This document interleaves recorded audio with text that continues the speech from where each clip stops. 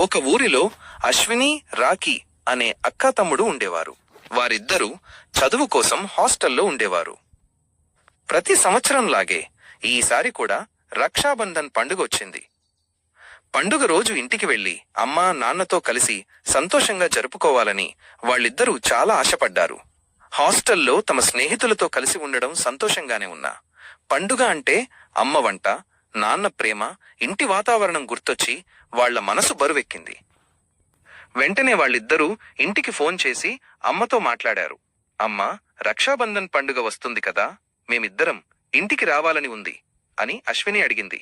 అయ్యో బిడ్లారా, మీరు హాస్టల్ నుంచి రావడం అంత తేలిక కాదు. ఇప్పుడు మీ వార్డెన్తో మాట్లాడి పర్మిషన్ అడగండి.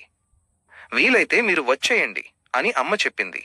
అమ్మ మాటలు విన్న తర్వాత వాళ్ళిద్దరూ హాస్టల్ వార్డెన్ వద్దకు వెళ్లి పర్మిషన్ అడిగారు. కానీ వార్డెన్ వారికి పర్మిషన్ ఇవ్వలేదు. మీరు హాస్టల్ రూల్స్ పాటించాలి, పండుగలు వచ్చాయి కదా అని అందరూ వెళ్లిపోతే హాస్టల్ నిర్వహణ కష్టమవుతుంది అని వార్డెన్ గట్టిగా చెప్పాడు. వార్డెన్ పర్మిషన్ ఇవ్వకపోవడంతో అశ్విని, రాఖీ ఇద్దరూ చాలా బాధపడ్డారు. తమ బాధను అణచుకోలేక వాళ్ళిద్దరూ హాస్టల్ ముందున్న బెంచీపై కూర్చుని మౌనంగా ఏడ్చారు. అప్పుడు రాఖీ, అక్క, మనమిద్దరం ఇలా ఇంట్లో లేనప్పుడు అమ్మ ఎంత బాధపడుతుందో కదా, మన కోసం తను ఎప్పుడూ ఏడుస్తూ ఉంటుంది అని అన్నాడు. అవును రాఖీ, మన కోసం అమ్మ ఎప్పుడూ కలవరం పడుతూనే ఉంటుంది.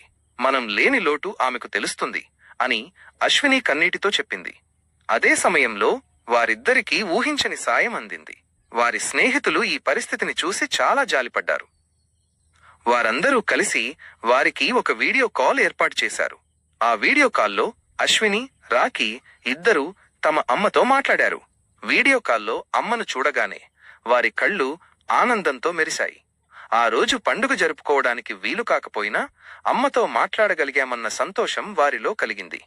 ఆ విధంగా వీడియో కాల్ ద్వారా వారిద్దరూ రక్షాబంధన్ పండుగను జరుపుకున్నారు. వారు త్వరలోనే ఇంటికి వెళ్లి అమ్మా నాన్నలతో కలిసి ఆడుకుంటారని, సంతోషంగా ఉంటారని ఆశించారు. ఈ కథ మనకు కొన్ని విషయాలు చెబుతుంది. 1.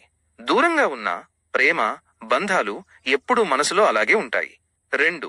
టెక్నాలజీ వల్ల దూరాలను కూడా దగ్గరికి తీసుకురావచ్చు. 3. కష్టం వచ్చినప్పుడు తోడుగా నిలిచే స్నేహితులు దొరకడం అదృష్టం. 4.